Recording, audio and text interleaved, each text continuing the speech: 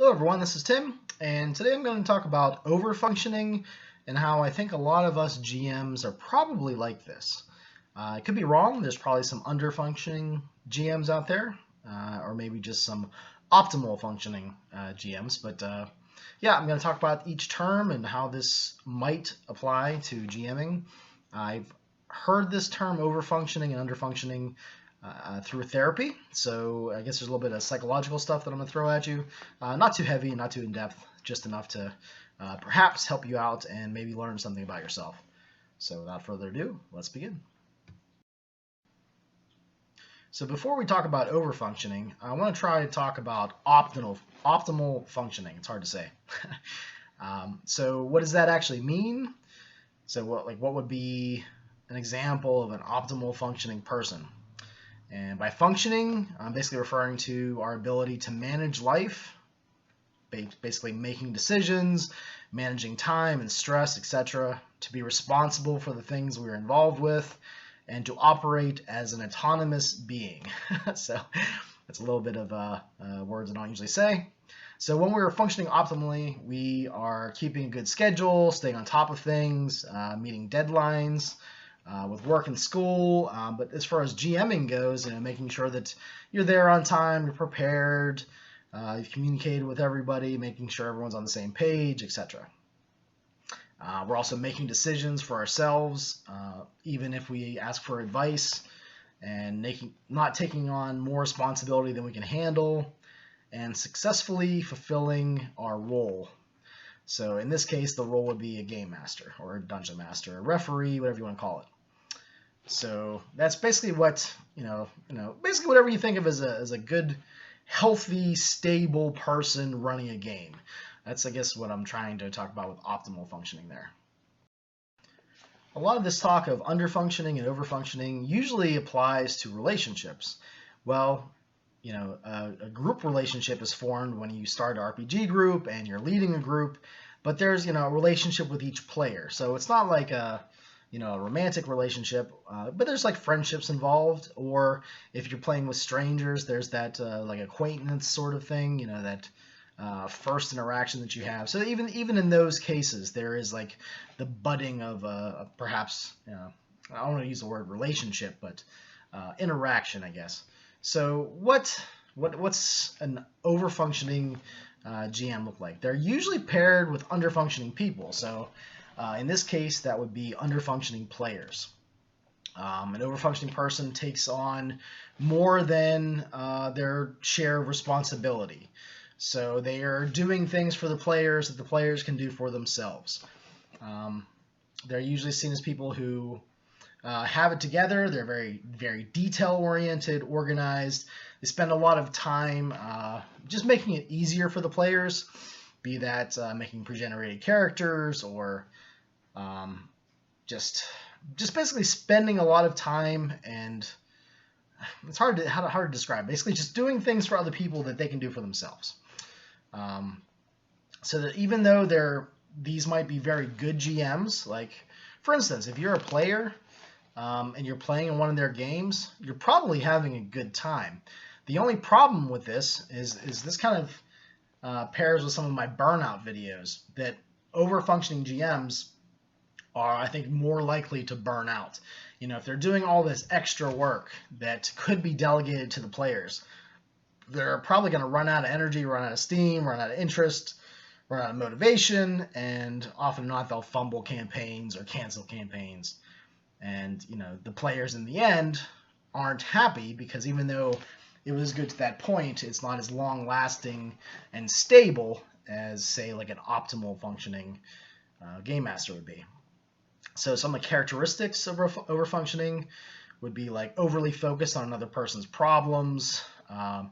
Maybe this is like the game master is worried about you, like outside of the game. And again, this can be a good thing to a certain degree, but if they're worried about you and, oh man, I hope that Bob's okay. I wonder if I should change the game today to help him out. A lot of this stuff you can take it too far, and I guess that's the hard thing. It's like a lot of these things are good in small doses or an average size dose, but we just start doing so much of these things for other people, you're basically just going to wear yourself out. So usually they're paired with underfunctioning players. I would think an underfunctioning player would be someone who is used to like a railroad, isn't very proactive.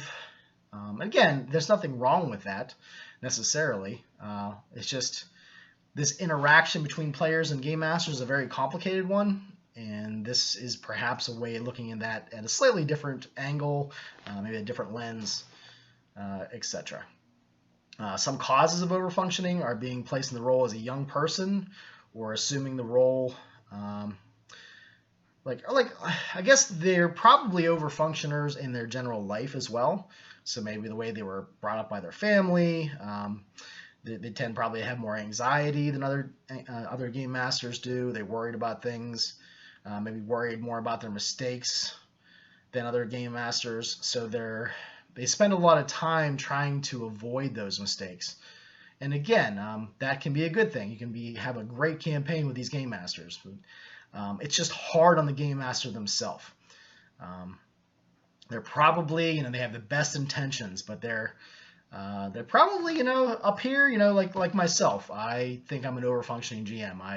I worry. I have a sense of guilt or obligation to make sure everyone has the best time of their life, basically, when they sit down at my table. From what I can tell, a lot of my players are happy with my games, except for the ones that, again, I fumbled, the campaigns that I stopped running because I just didn't have enough oomph to get through everything. And that's because I think I wore myself out. So again, this is sort of like a offshoot of a GM burnout video. So yeah, mostly you're just worried about them, trying to do things for them. So ways that you can probably stop doing this is, 1, try not to worry so much. 2, delegate some authority to your players, be that in a traditional RPG, maybe giving them more narrative freedom, more description, asking them to describe things. That takes some of the burden off of the game master. Less things for you to have to do, and during that time you can probably do other things that you have been meaning to do, but you've been so busy to that point you just haven't had the chance. Be it take notes or describe an NPC that you just improvised, whatever. So watch out for that relationship with your players. If you find that you're sending lots of email messages to get them to do things, please send in your character sheet. You said you were going to send that background in last week. You didn't. Did you? Maybe they missed the session. They didn't describe what their character did during that week. Whatever it is. If you find yourselves doing that and sending a lot of emails like that, you're probably overfunctioning, and the player themselves probably needs to step up. It might be maybe you need to send like one email saying that you need to step it up a little bit, or maybe I need to find another player. There's a lot of different ways that you can take that, but just keep an eye out for that.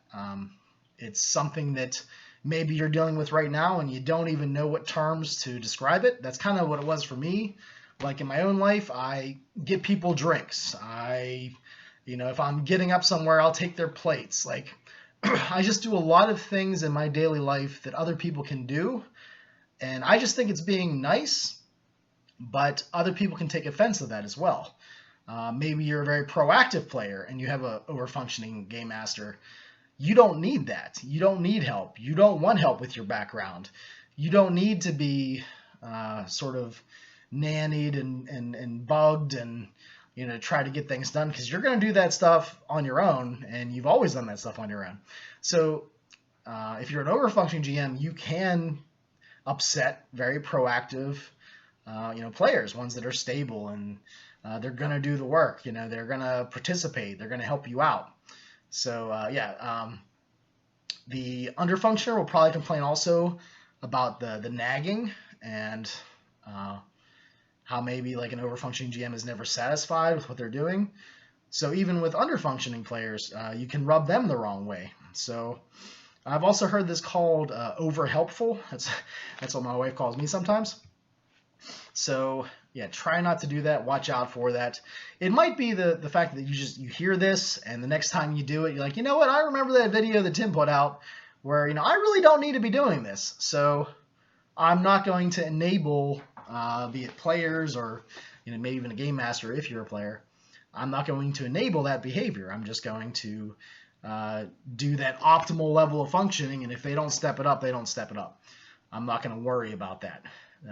That's not my concern. It's not my job. It's not something I need to be stressed out and anxious about. So maybe tell yourself that. So yeah, just try to find a level of, I'll use the word balance here. I usually don't say that word with a 10-foot pole, but try to find a balance in the way that you interact with others. Try to, do what you need to do, but don't do more than you have to do. Yes, you can do lots of props, and yes, you can do lots of prep. You can read and study on a setting. Like that, I don't think that's really overfunctioning. I mean, maybe it is to a certain degree. Maybe you don't have to do all of that. Maybe you don't have to worry about, getting a setting just right. And I try to tell myself that all the time. But yeah, it's just a little thought that I had. I'll share an article down in the bottom here talking about overfunctioning and underfunctioning. Feel free to do a video response if you like. I'm not sure what you'll get out of this video, but yeah, that's just my little ramble on overfunctioning and underfunctioning. And I've probably said that way too many times in this video. But thanks a lot, and I'll talk to everybody later.